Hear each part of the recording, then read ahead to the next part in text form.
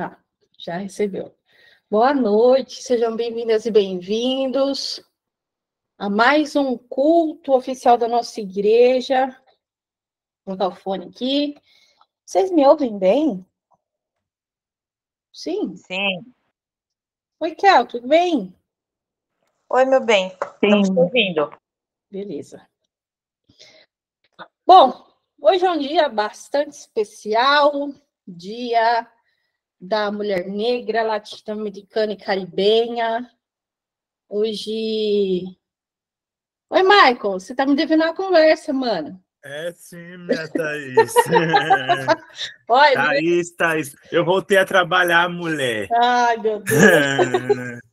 Ele tá A me dando... gente conversa assim, tá? Tá bom, tá me dando Vai ser um troco. prazer, mulher. Tá me dando troco que eu demoro a responder as pessoas, aí você tá se Sim, vingando, né? Não. eu sei que a garagem é uma família. Ah, então tá bom. Tá ok. Hoje é esse dia, né? O Dia da Mulher Negra, latino-americana, caribenha. No Brasil é comemorado o Dia de Teresa de Benguela, né? Tem uma canção que eu sempre revisito, né, nessa data, que é uma música da banda El Efecto, que se chama Teresa e Marighella. Aliás, Teresa e... Como que é o nome do Marighella? Primeiro, esqueci. Deixa eu ver aqui. Não é Mário Marighella? Mário? Deixa eu ver. Acho que não é. Deixa eu ver aqui no Google, peraí. Carlos e Teresa. Olha eu falando o nome Nossa, errado. fui longe, hein? É Carlos e Marighella. E aí é uma canção que fala sobre essas duas figuras históricas, né? Importantes para o movimento negro no Brasil. Então, o Carlos Marighella e a Teresa de Benguela.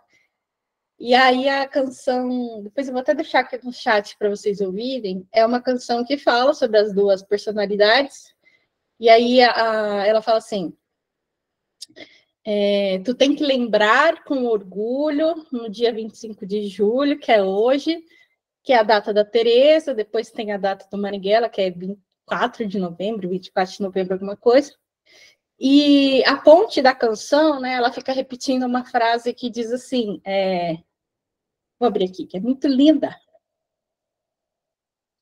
e vou recitar para vocês. Carlos e Teresa.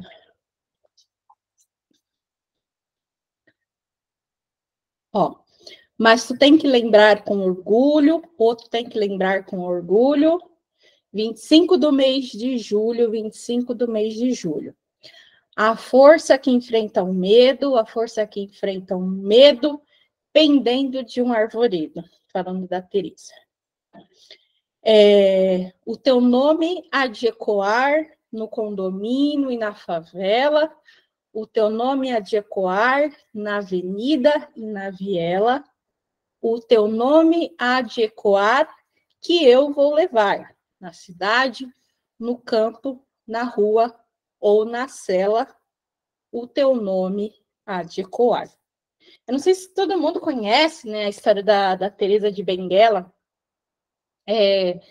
A gente não sabe ao certo se ela nasceu em África, se ela nasceu no Brasil.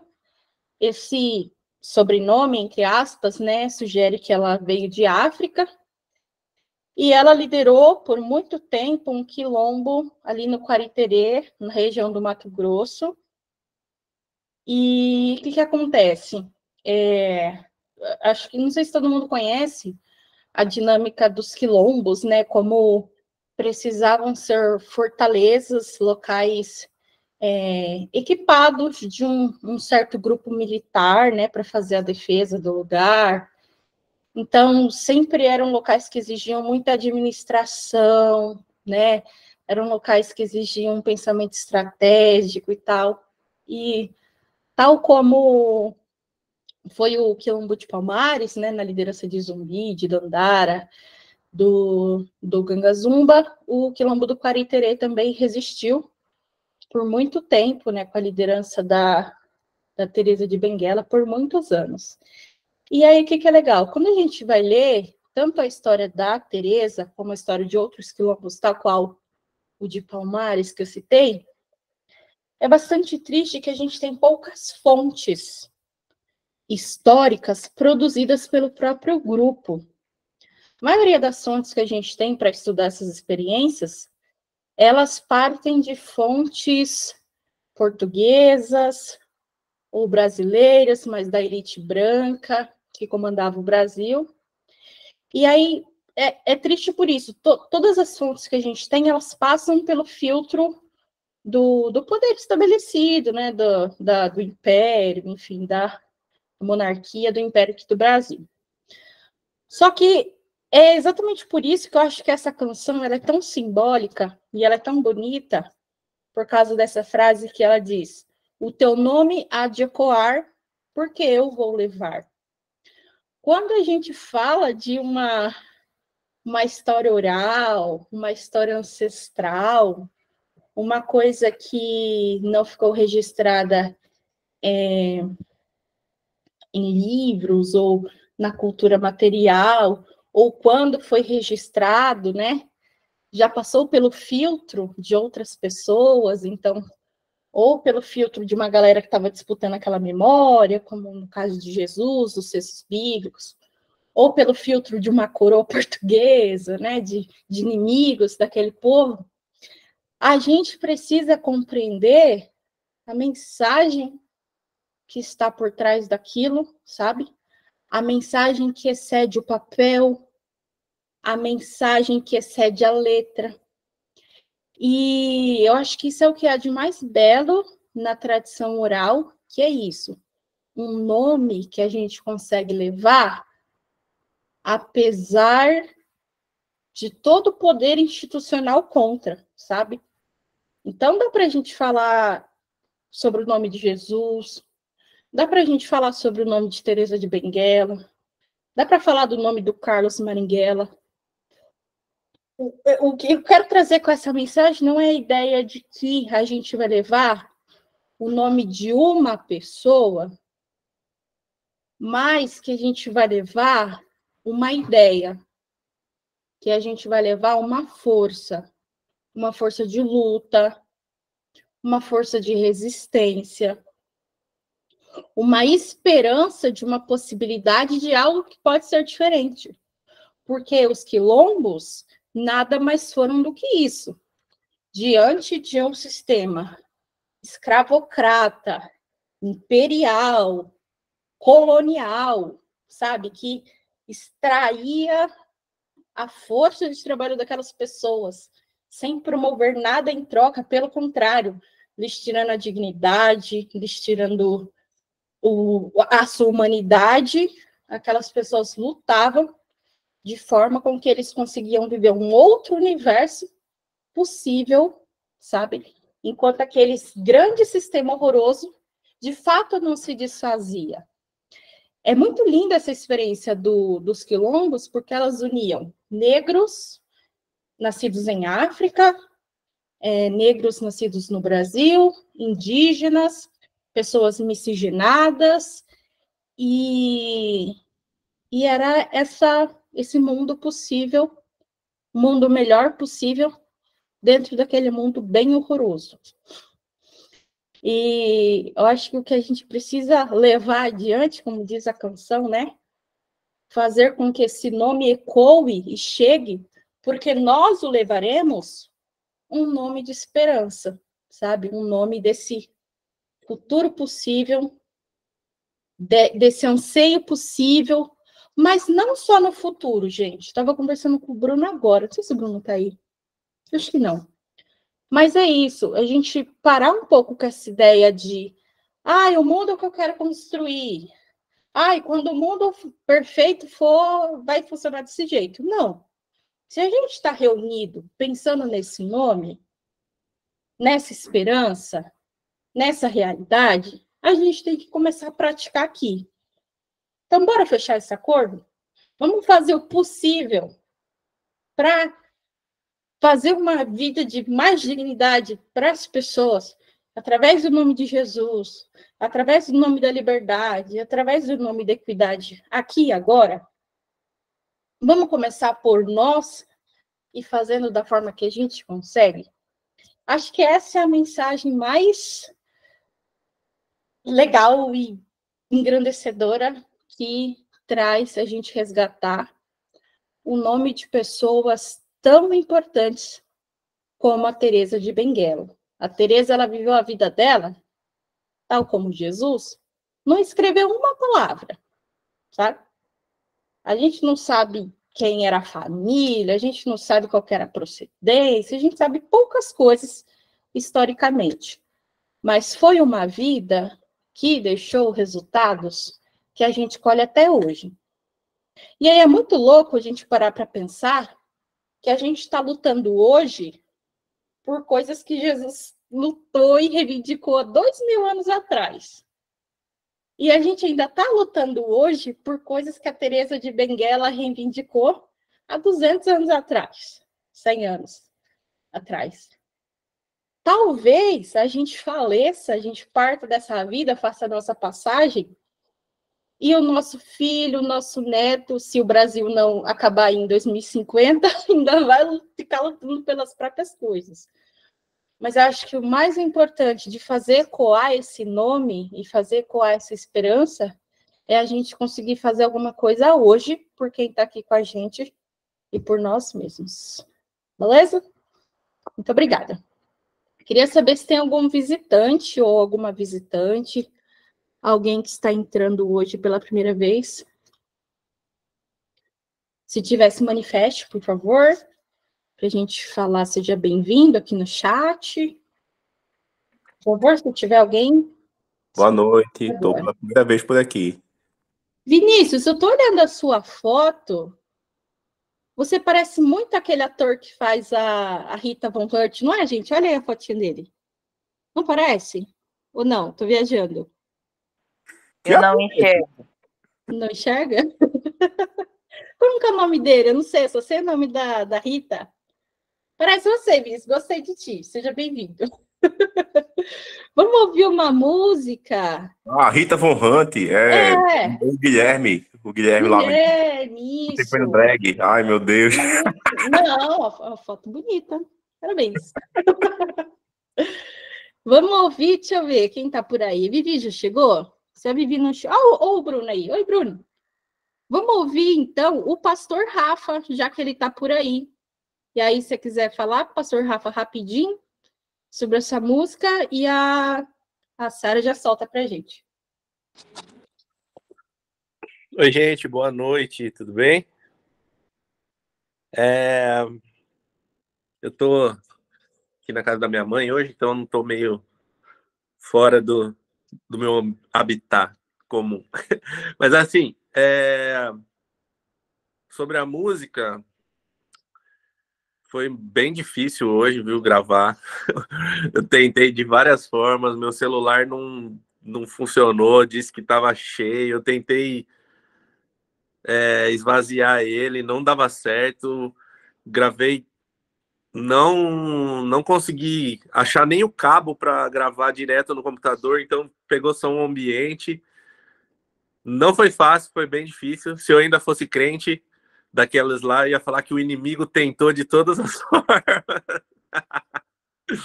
Mas tá aí, eu espero que dê para vocês entenderem. Eu gosto muito dessa música já há muito tempo, gosto muito das músicas dela, né, da Nívia. E bora lá, é isso aí.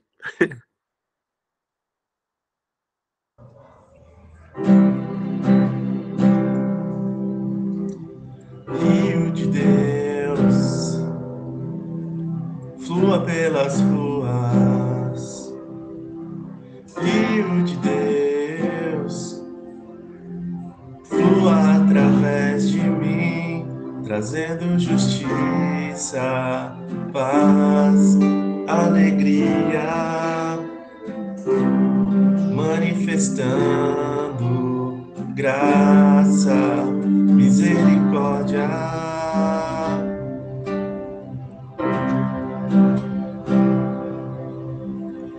Rio de Deus, suba pelos morros. Rio de Deus, brote dos desertos. justiça, paz, alegria, manifestando graça, misericórdia, Pai de amor. Tu és bem-vindo neste lugar, doce Jesus. Tu és bem-vindo neste lugar, Espírito Santo. Tu és bem-vindo neste lugar, flua em mim. Tu és bem-vindo neste lugar.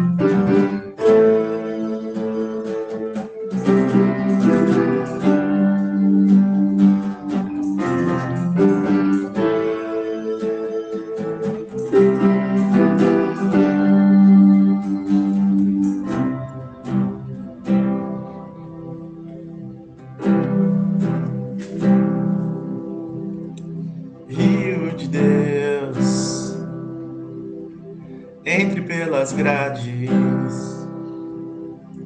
Rio de Deus, rompa as prisões, trazendo justiça, paz, alegria, manifestando graça, misericórdia.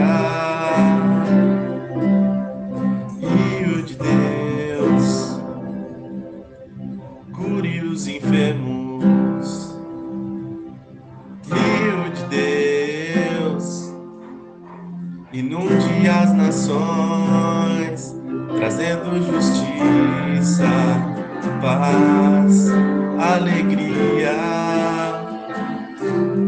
manifestando graça, misericórdia, Pai de amor. Tu és bem-vindo neste lugar, doce Jesus. Tu és bem-vindo neste lugar, Espírito Santo. Tu és bem-vindo neste lugar, flua em mim. Tu és bem-vindo neste lugar.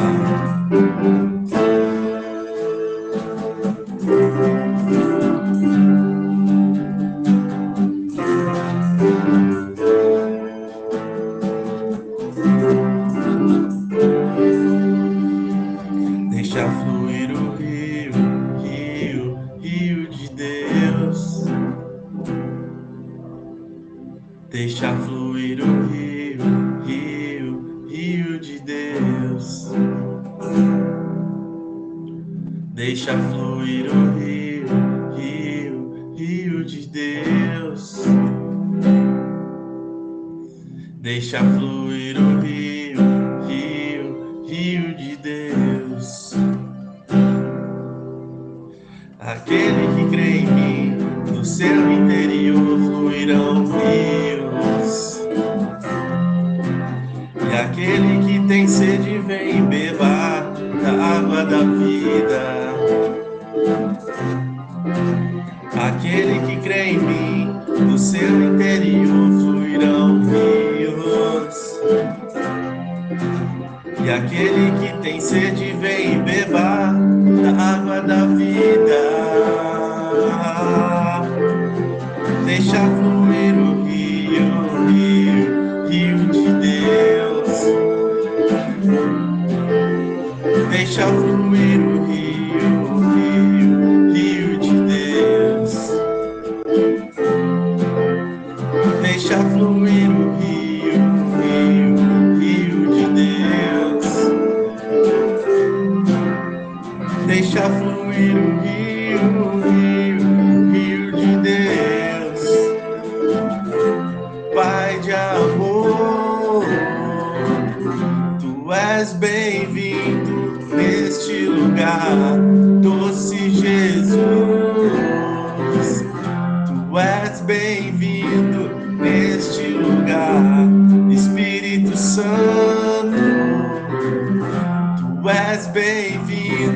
neste lugar. Flua em mim, tu és bem-vindo neste lugar.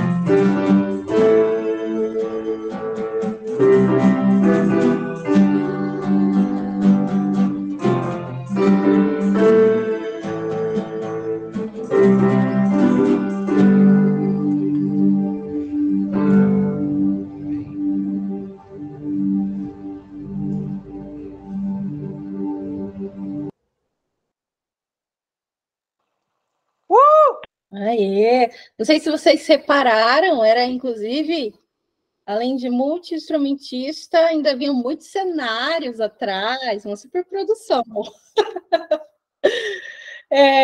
Eu procurei a Vivi aqui no chat e eu não vi ela. Vivi, se você tiver com outra conta, se manifeste, por favor. Mas, de qualquer forma, a canção dela ela enviou, tá gravada. E aí, Sara, se você quiser projetar, eu aproveito para dar uns recadinhos aqui. Primeiro, para quem é membro, nas quartas-feiras, começando ontem, a gente está fazendo uma oficina de projetos culturais, onde a Amanda e o seu querido esposo, Ricardo, estão ensinando para a gente alguns macetes, algumas estratégias, para que a gente possa concorrer em editais, né? Editais de cultura, editais de economia criativa, para que a gente possa propor projetos, né? Para a gente trabalhar socialmente, tanto vinculados à igreja, né? Associados à igreja, mas também nas nossas profissões, nas nossas vidas particulares e tal. Então, se você é um produtor cultural, é um artista, é um músico, é uma pessoa que trabalha com economia criativa, se você tem projeto, é videomaker, é podcaster, enfim, tudo que envolve uma questão de produção cultural, você está convidado, não, convocado ou convocada a participar com a gente. Teve a primeira aula ontem e a gente vai ter mais 2 nas próximas quartas-feiras. E o que acontece? A gente já tem, inclusive, uma lição de casa, onde a gente vai olhar lá um edital, e a gente vai conseguir fazer isso na prática, né? Então, ter ali a assessoria direta da Amanda e do Ricardo, para a gente conseguir aprender com alguém que entende, que está capacitado e tal, para a gente conseguir depois caminhar com as nossas próprias pernas, e aí fazer as nossas próprias proposições, escrever os nossos próprios projetos. Então, quem aqui é do Clube da Leitura, é envolvido com cultura, participe. Quem é do grupo de música, nem se fala, é cultura. Quem é do grupo LGBT, né, a galera lá está com um projeto de escrever um livro. Então, tudo isso são coisas que a gente consegue fazer com o financiamento do governo, tá? Para a gente promover justiça social e cultura através do dinheiro desses projetos que o governo destina. E aí, por que eu digo isso? Porque aqui no culto, a gente sempre pede contribuição para a gente ajudar pequenas questões, um irmão que precisa pagar uma luz, um irmão que precisa comprar um remédio para o filho, coisas emergenciais que infelizmente acontece com todo mundo e tal, todo mundo está sujeito a passar por isso. Mas a nossa intenção é que os nossos projetos sociais, de fato, né, não apenas essas ajudas emergenciais, mas o nosso projeto social, os nossos projetos sociais não dependam de doações, tá? Eu acho que essa é uma forma da gente se emancipar desse fantasma, né, que é o negócio do dinheiro na igreja, que sempre é uma questão que causa transtorno, constrange as pessoas e tudo mais. Então, para evitar isso, a gente está também trazendo essa proposta e a gente espera que a igreja acate, né, porque vai ser uma coisa boa para a gente, para a comunidade, para o coletivo, e vai ser uma coisa boa para as pessoas também, tá bom? Vamos ouvir a Vivi com esse lindo louvor.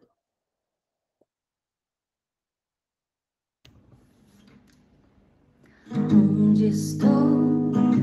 Será que o mal me dominou? Será que eu me tornei como os vilões que tanto criticava? Os fariseus que tanto odiava? Fim do show, verdade me desmascarou. Tentei deixar pra lá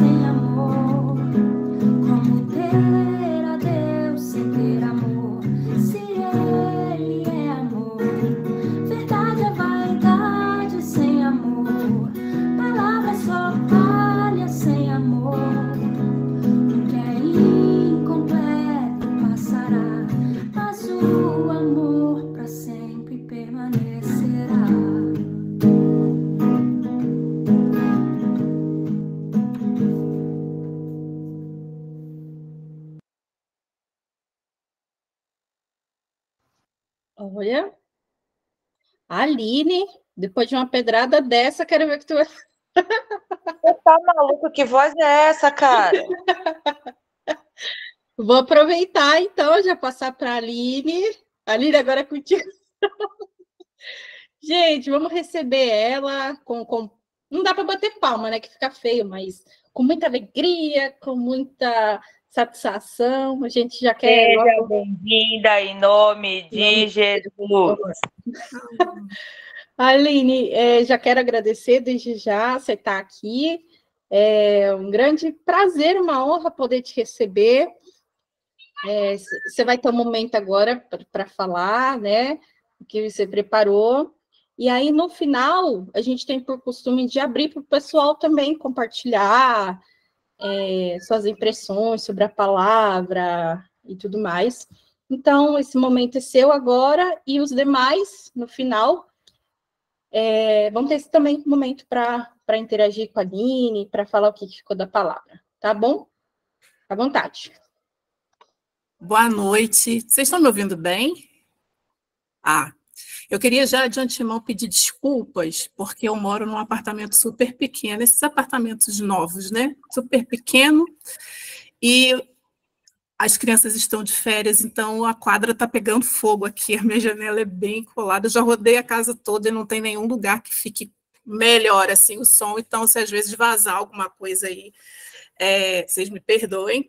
Quero agradecer também, agradecer o convite, a confiança por estar aqui hoje para falar de uma data tão simbólica e tão importante para nós. E aí eu falo de mim, né, enquanto uma mulher negra que vem lutando nessa sociedade tão desigual para que todas nós tenhamos acesso, sejamos incluídas, né? Não apenas nas estatísticas ruins, como as que a gente vem sempre assumindo o topo e os melhores rankings, mas para que a gente seja também incluído, né, num projeto de vida mais equânime, mais igualitário e mais acessível para todas as pessoas. Bom, quero agradecer também ao Léo pelo convite, mesmo ele não estando aqui, quero deixar registrado. Léo é um amigo, um querido, a gente tem se esbarrado aí nas militâncias da vida, nos encontros do movimento negro evangélico, e tem sido uma bênção compartilhar esse mesmo tempo histórico que o Léo. Bom, para mim ficou hoje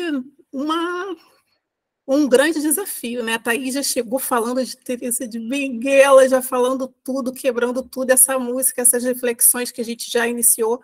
Mas eu queria bater um papo, e assim, muito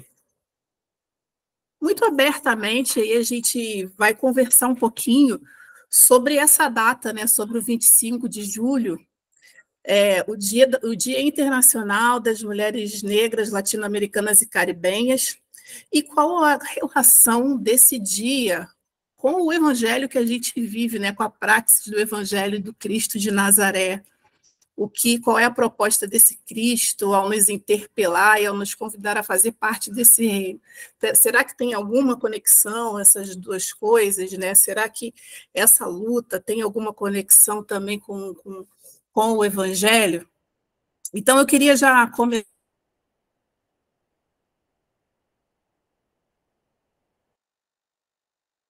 Seu microfone desligou.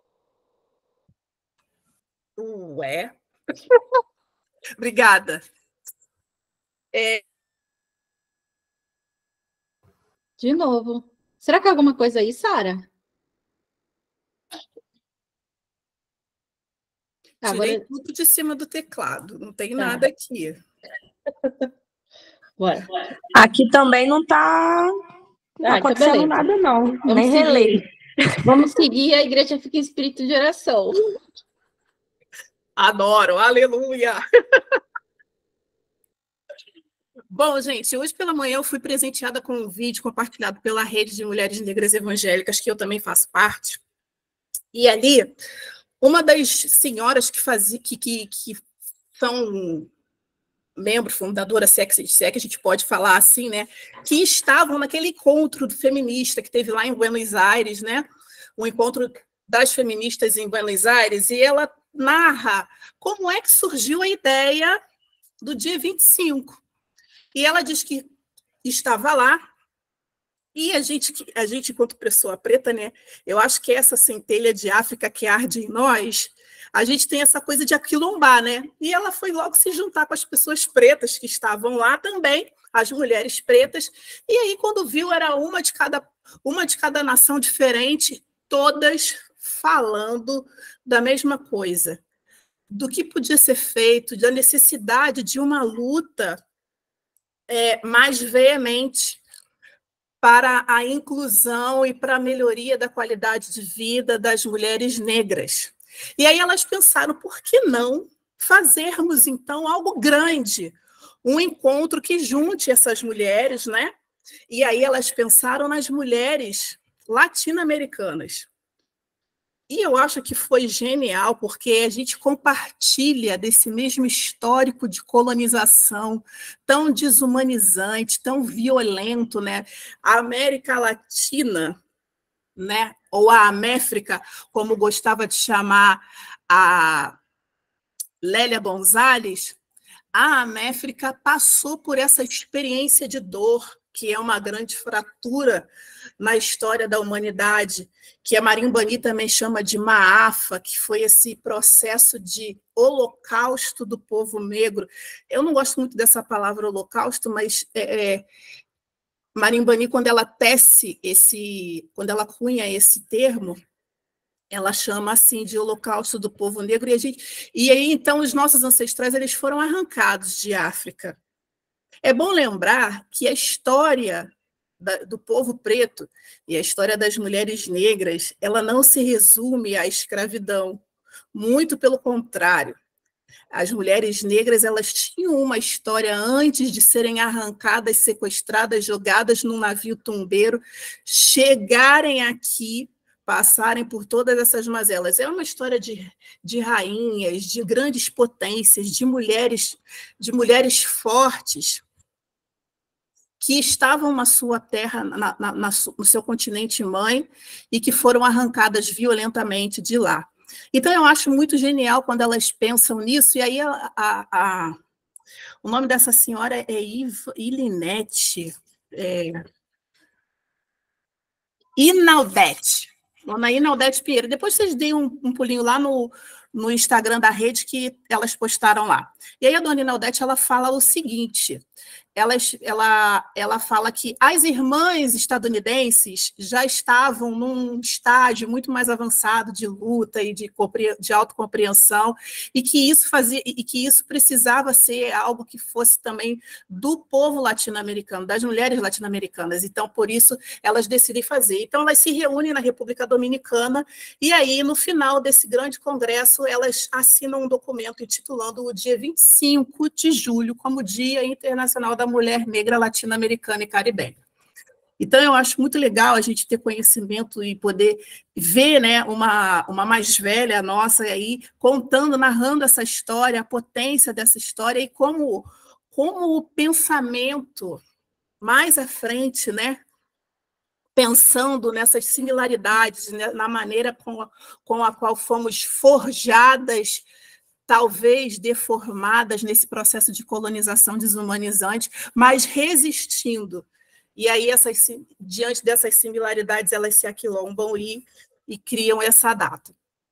O que essa data tem a ver com a nossa luta, com a nossa vivência enquanto pessoas evangélicas? O que o evangelho tem a ver com essa luta? Né? Uma luta de combate ao racismo, feminicídio, uma luta por uma busca por um maior letramento racial. De que forma que o evangelho pode nos amparar e fornecer para nós ferramentas para a gente poder avançar e para a gente poder subir mais uns degrauzinhos na escada, né? Ter ferramentas para nos nutrir, para que a gente possa continuar lutando. Então, eu queria compartilhar com vocês um texto bíblico que, ultimamente, ele tem falado tanto ao meu coração, né? Falei super crente agora. Queria pedir que vocês abrissem a Bíblia de vocês em Marcos, capítulo 7.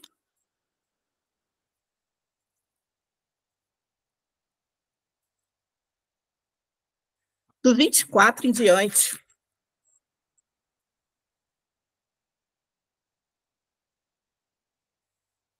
Marcos 7, do 24 em diante, que é a narrativa da mulher cananeia, que diz assim: E levantando-se dali, foi para os territórios de Tiro e Sidom.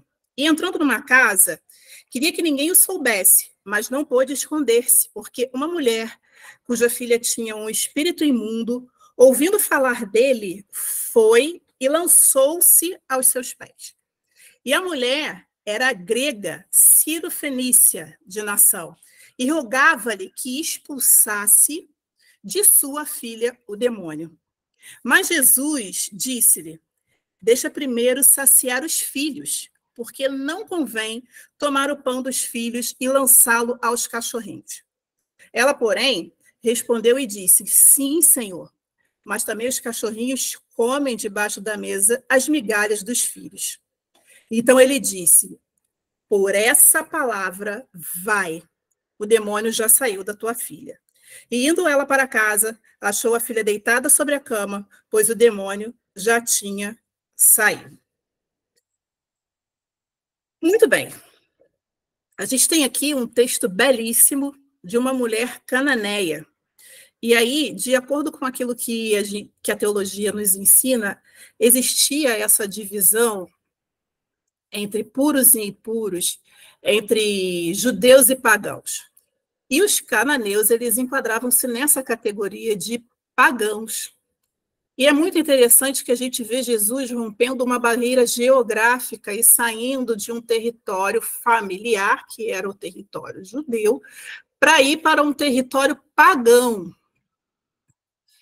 E uma outra coisa muito interessante que a gente vê é Jesus tecendo um diálogo com uma mulher de origem pagã. Essas coisas chamam demais a minha atenção. E ver a maneira amorosa com a qual Jesus se relaciona com as mulheres é o que tem nutrido a minha teologia. Eu me inscrevo hoje na teologia, se é que a gente pode dizer assim, né? A teologia que eu faço é uma teologia feminista negra, que nasce dessa confluência entre o pensamento negro crítico e uma teologia de libertação. E o que eu tento fazer é tentar olhar para o texto bíblico e tentar me colocar dentro desse texto. Então, hoje, o que vocês vão ouvir a partir da visão de uma mulher preta que é atravessada por todas essas coisas, pelo racismo, pelas exclusões, pela hipersexualização dos corpos, porque a mulher negra passa por isso. Então, toda a minha leitura, inclusive do texto bíblico, ela é afetada por esse lugar que eu estou hoje, que é o lugar de uma mulher preta, brasileira, que nasceu na periferia e que hoje tenta tecer uma teologia que traga respostas para as perguntas que a gente, enquanto pessoas pretas, a gente sempre fez na vida. E aí, eu queria compartilhar hoje, né? Queria que a gente pensasse um pouquinho hoje sobre 3 posicionamentos ou 3 coisas que o Evangelho nos interpela, né? Enquanto boa nova, a fazermos dentro dessa causa, dentro dessa luta das mulheres pretas, periféricas, faveladas, das mães solos, das mães de crianças neurodivergentes, das LGBTQIAPN+, das mulheres com deficiência, enfim, com todas as interseccionalidades que possam existir, que atravessem o corpo das mulheres negras. E eu olho para esse texto, quando eu olho para a mulher cananeia, eu me vejo nesse lugar, me vejo nessa mulher. Porque ela, enquanto estrangeira, ela não teria, inclusive, o direito de ter esse diálogo com Jesus Cristo. Não era algo comum para a época. Não era algo comum também Jesus falar com mulheres assim, né? Com essa liberdade. Então, gente, Ao ver a Mulher Cananeia, eu lembro muito de James Cone. James Cone, conhecido notadamente como o pai da teologia negra. Ele é um homem, um pastor metodista, e ele diz que o evangelho ele chega para nós enquanto povo preto, e a gente se apropria dessa boa nova de salvação, que é uma teologia, e a teologia que James Cone tece, a partir dessa apropriação feita a ele enquanto corpo preto, é uma teologia de libertação, porque ele, ao examinar as escrituras, ele vê um projeto de libertação, que, inclusive, não dialoga com todo esse massacre, essa desgraça coletiva que a gente vivenciou, né, enquanto América. Porque a colonização ela foi legitimada pela Bíblia e pelo Evangelho pregado pelos colonizadores. Foi usado como ferramenta de dominação e de expropriação de outros, da alteridade, do diferente, daquele que não dialogava com aquilo que eles diziam ser o protótipo de perfeição. E aí, esse babado de raça, né? Esse BO aí, quero deixar claro, esse BO não é um BO de preto, isso é um BO de branco, que na tentativa de se colocar como sendo o centro do universo, o protótipo de perfeição, cria, então, racializa as coisas e se coloca nesse lugar. E aí a gente, daí a compreensão dessa leitura eurocêntrica da Bíblia. E a gente precisa, portanto, enquanto crentes progressistas, enquanto evangélicos, né? A gente precisa descolonizar essa leitura opressora e essa leitura que subverte e que descaracteriza a humanidade de outros, do diferente. E aí eu gosto muito de dialogar, principalmente com as filosofias africanas, porque enquanto mulher preta, eu vou buscar, e aí a gente faz aquele movimentinho de Sankofa, a gente olha para trás, pega lá no passado as pedras de sabedoria para que a gente possa construir esse futuro, né, a partir de uma leitura, a partir de nós. E esse processo que eu venho passando de resgate de identidade, resgate da minha identidade, construção, ou melhor, reconstrução da minha identidade, ele perpassa por todas essas esferas. Vale a pena eu dizer aqui que o meu processo de letramento racial ele começou muito tardiamente, porque eu me converti aos 11 anos de idade. Eu sou filha de um grande sambista que teve na década de 90, aqui no Rio de Janeiro, compositor da Escola de Samba Império Serrano, Unidos do Cabo Sul, enfim, várias escolas de samba que na época, inclusive, estavam no grupo especial e hoje já não figuram mais nessa categoria. E quando eu vou para a igreja, uma coisa que eu ouvia muito na igreja era: nós somos todos iguais, aqui não tem essa coisa de racismo, e blá, blá, blá, e blá, blá, blá. Mas quando eu falava um pouco mais alto, ou quando eu, né, me mexia muito, porque a pessoa vem do samba, e aí se mexe demais, né? E aí o corpo que fala, né, toda essa corporalidade que precisa reverberar, que precisa dizer, né, enquanto pessoa, enquanto ser. Ah, mas isso aí não é de Deus, não. Não pode. Assim não. E aí a gente vai sendo deformado mais uma vez, porque esse processo violento do racismo que, portanto, tem vários, né, eu gosto de parafrasear a Azangeri, vários tentáculos, e que é atualizado todos os dias pela colonialidade, ele passa por esse lugar.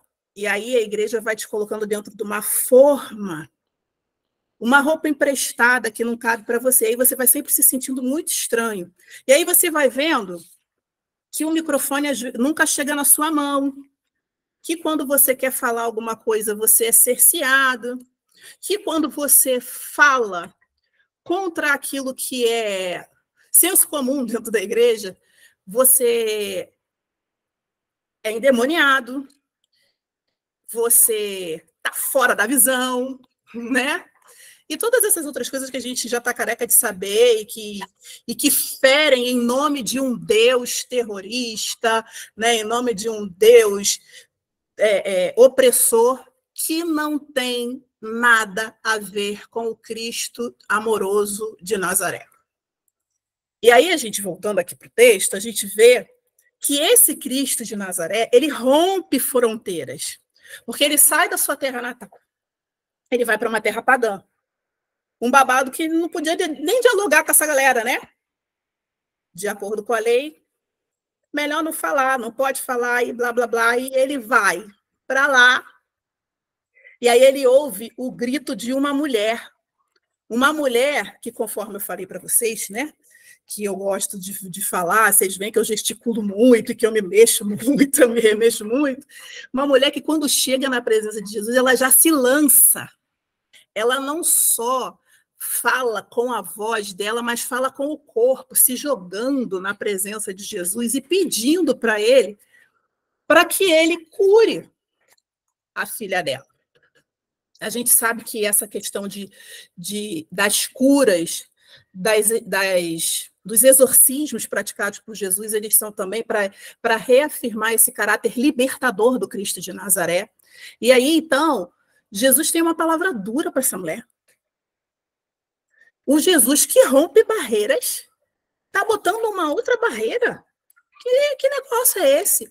E esse texto sempre me deixou muito intrigada, porque eu não conseguia entender como é que Jesus, amoroso, lindo, né, acolhedor, coloca uma barreira de diálogo com essa mulher. E aí, gente, vem uma compreensão belíssima acerca desse texto bíblico, que é potência para nós, enquanto pessoas, enquanto mulheres pretas, para que a gente possa caminhar para esse segundo ponto, que além de romper barreiras, a gente precisa ter humildade e abertura para dialogar. Jesus só se atenta e só coloca uma barreira porque, primeiro, ele se abriu para um diálogo com aquela mulher. Lembra que ela era cananeia, galera pagã, que não rola aquele diálogo, e essa mulher, então, ela consegue dialogar com Jesus. E olha que interessante, Jesus ouve. O que eu quero dizer com isso?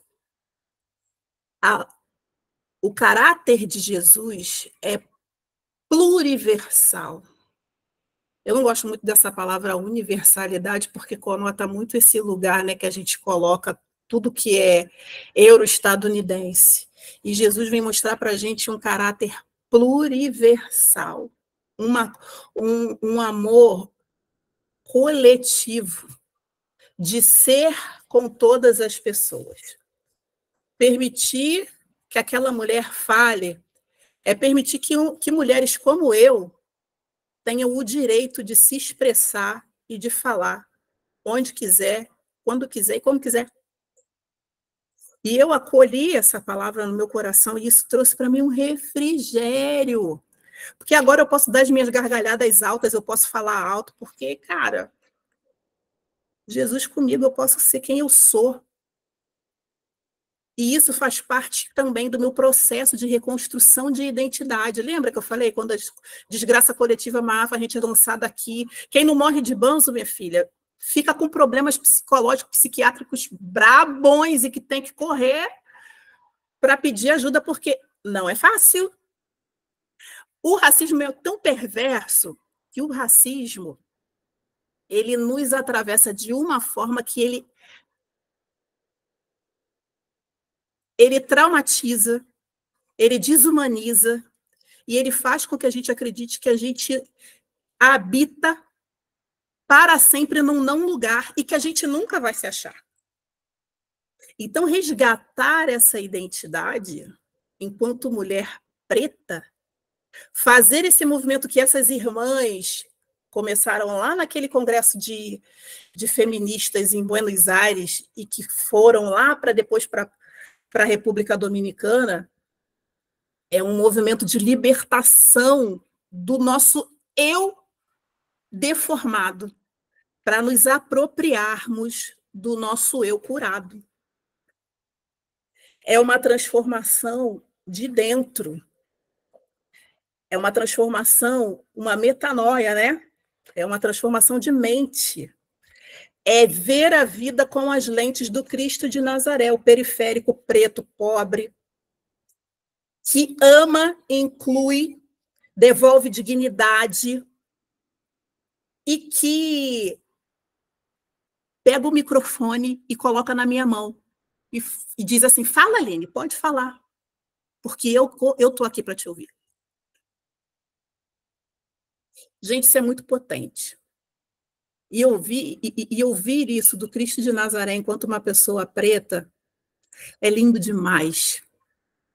E é por isso que eu, enquanto mulher, eu me aproprio, enquanto mulher preta, eu me aproprio dessa teologia da libertação, porque foi para isso que Jesus Cristo fez toda essa movimentação. E foi, inclusive, para isso também que Jesus foi lá para a terra dos pagãos para poder ouvir aquela mulher. Porque se ele não tivesse essa humildade intelectual, porque tem um babado também de crente achar que é detentor da verdade absoluta, que meu irmão, minha irmã, que difícil, né? A gente tem visto por aí os desdobramentos dessa arrogância intelectual e teológica. E os desdobramentos têm sido os piores possíveis. Uma bancada evangélica que só vergonha da cruz, né? Os movimentos, umas coisas ditas cristãs que em nada se assemelham com o evangelho do Cristo de Nazaré. Então é importante a gente colocar, né? Tem um pouco eu não ouço assim, esse jargão, colocar as sandálias da humildade intelectual e teológica e parar para ouvir quem sente dor. E aí agora eu quero falar não só enquanto mulher negra, mas ouvir todos aqueles que sofrem. Porque o evangelho é isso, é partilha, é comunhão, é inclusão, é acolhimento. E eu, enquanto difusora, né, defensora desse evangelho, propagadora desse evangelho, eu tenho que ouvir a dor do outro. As mulheres negras figuram no ranking de feminicídio. Nós somos as mulheres que mais morrem no Brasil. Além desse ranking, a gente também figura no ranking de mulheres que são abusadas sexualmente, com menos de 13 anos, inclusive, a gente está lá no topo da lista. Nós somos maioria nas regiões periféricas. Somos maioria em postos de subserviência.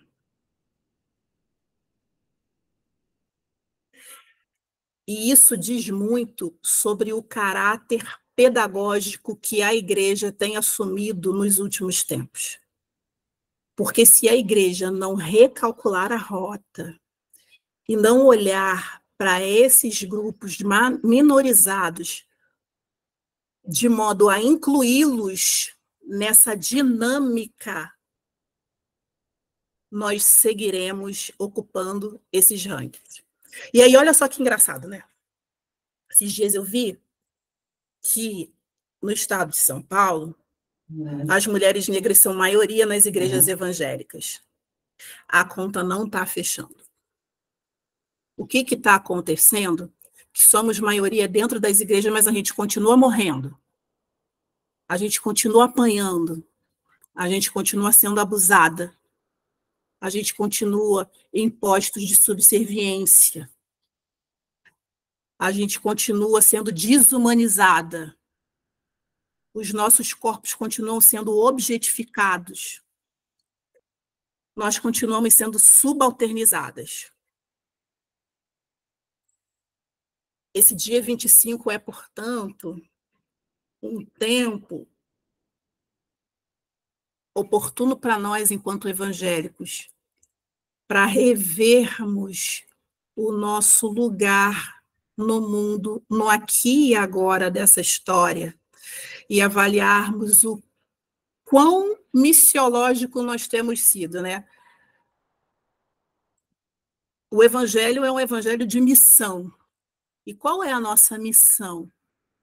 É levar a boa nova de salvação, de libertação para todas as pessoas.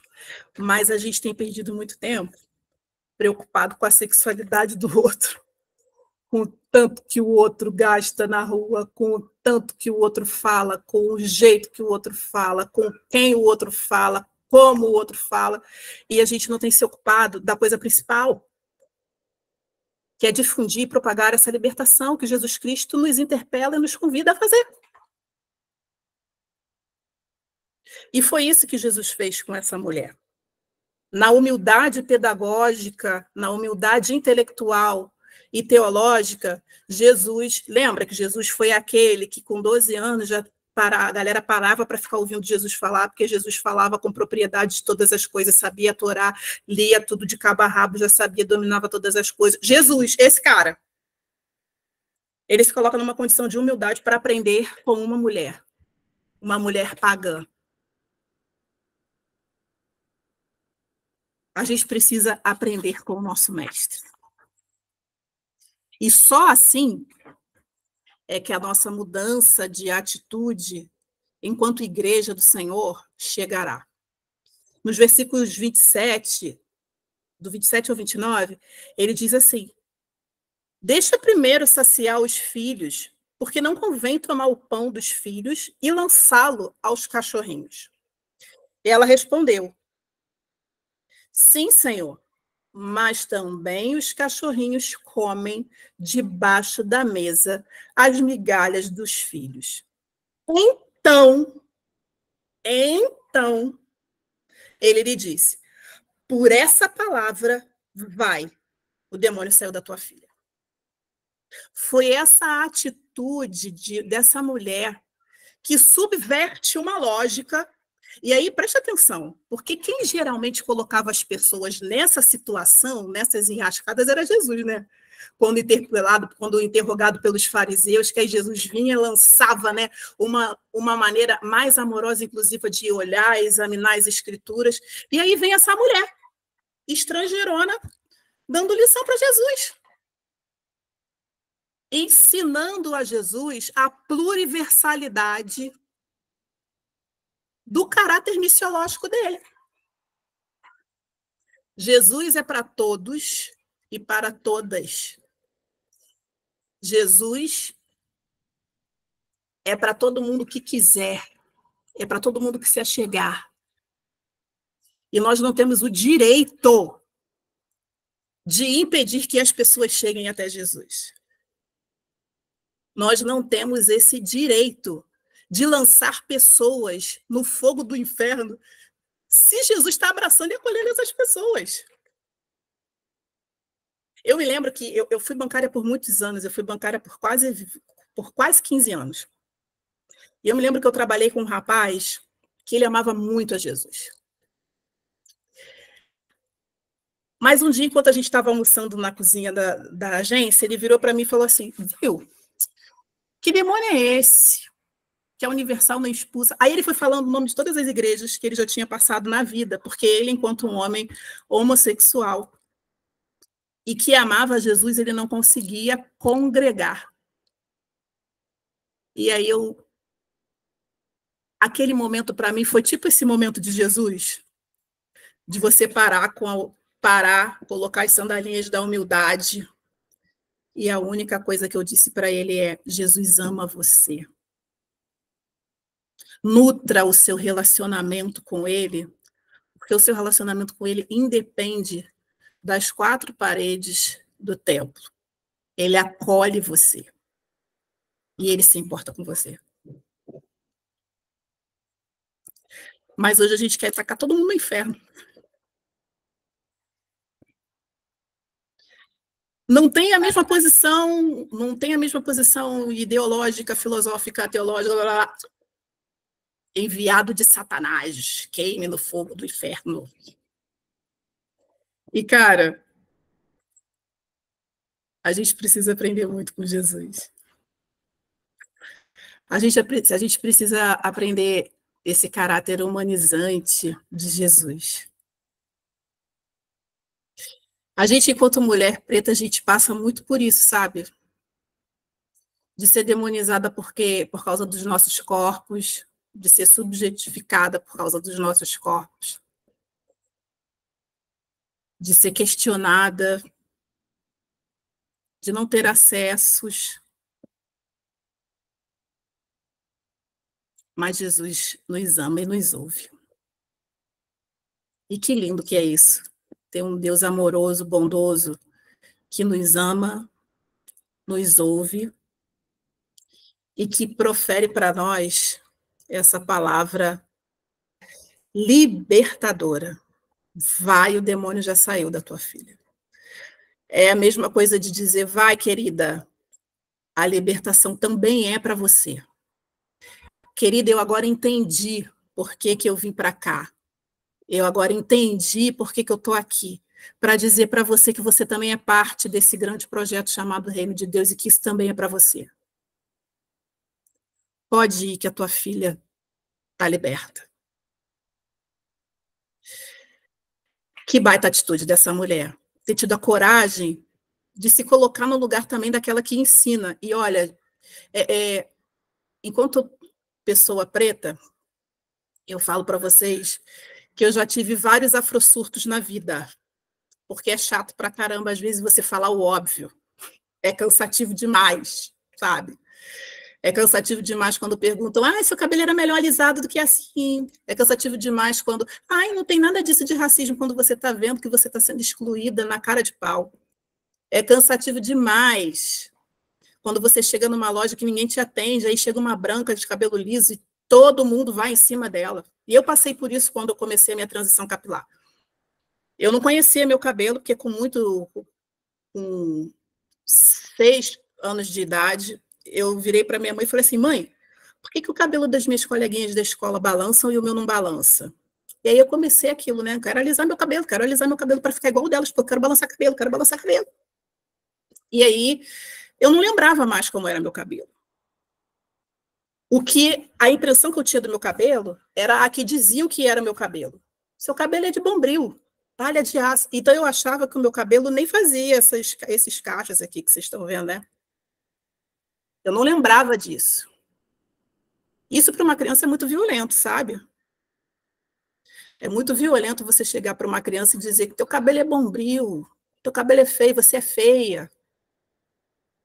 Eu me lembro de uma participação na escola, um trabalho, onde a gente tinha que descrever o nosso amiguinho preferido. E eu ficava com medo dessas coisas, porque eu nunca era escolhida para nada, né? A única preta da sala de aula, quando não era a única, era eu e mais uma. E aí eu não era escolhida. Aí uma amiga me escolheu, falei, graças a Deus.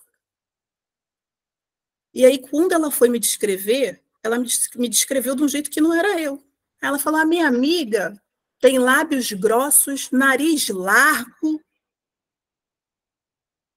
E eu fiquei pensando assim, eu falei, será que eu sou assim? E aí parecia que ela estava descrevendo mais um monstro do que estava me descrevendo, sabe? Eu falei, nossa. E aí depois me abraçou e falou, te adoro, amiga. Aí eu falei, eu também. E aí a gente vai aprendendo desde cedo a engolir o choro e a colocar as nossas emoções no potinho, né?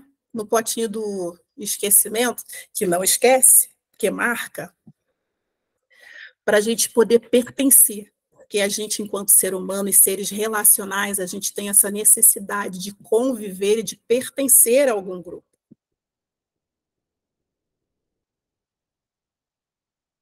E aí, que isso é um rolê pesado.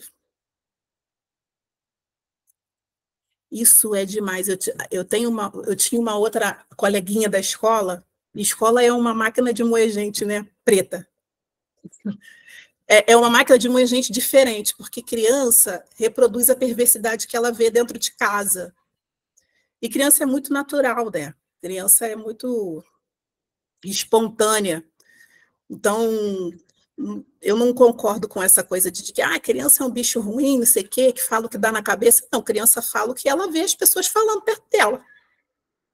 Porque se em casa ela ouve várias falas racistas, homofóbicas, sexistas, ela vai reproduzir isso nas convivências e nas relações dela. E aí ela falava assim para mim, essa minha amiga: você e esse teu cabelo que passeia todo dia. E aí eu ficava muito aborrecida. Eu nunca passei, né? Porque era coisa de neguinha. Eu nunca passei no cabelo.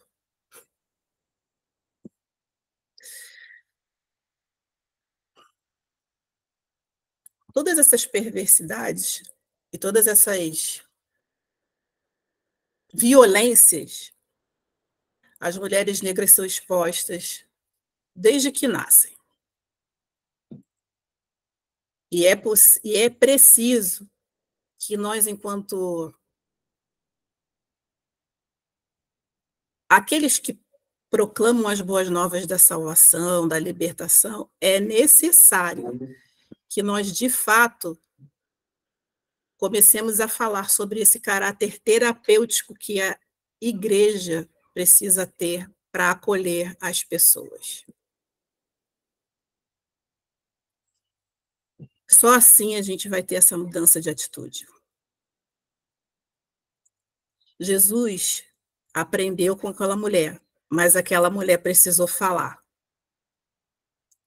E é por isso que eu estou hoje aqui, porque eu entendi que essa também é a minha missão.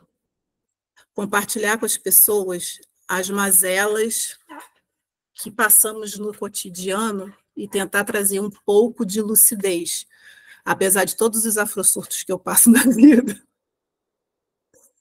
Às vezes dá vontade de sair correndo. Mas é necessário assumir esse lugar de voz profética e de anunciar e denunciar todas essas estruturas opressoras e desumanizantes que o racismo, com toda a sua perversidade, vem atualizando sistematicamente com a colonialidade. Colonialidade do saber, do ser. Nós precisamos denunciar. E eu aprendo também com essa mulher cananeia que se eu não falar, eu não posso terceirizar esse serviço. Apesar de raça ser um BO criado por gente branca, eu não posso esperar que os brancos anunciem e denunciem as próprias trapaças que eles fizeram, né, para poder chegar onde chegaram. E aí, meus irmãos brancos aqui, eu falo isso com muito amor, tá? E também porque a gente conta com vocês nessa luta, porque a luta antirracista não é só das pessoas pretas e não é só das mulheres pretas. Eu falo para que vocês compreendam tudo o que a gente passa ao longo da vida. Essa dor que nos causa, às vezes, ansiedade, depressão, estresse e todas essas outras patologias aí,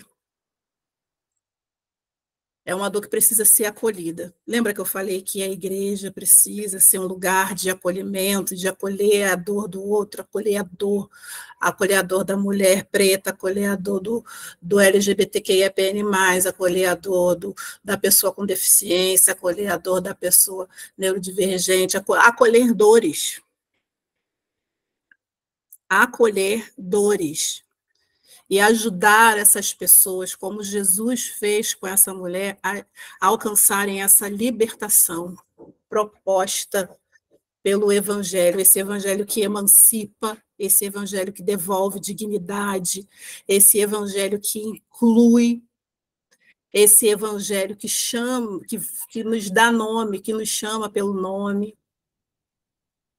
esse evangelho que nos nutre de forças para continuarmos a despeito de todas as mazelas dessa sociedade racista, machista, homofóbica e todos os outros adjetivos que possam vir com tudo isso.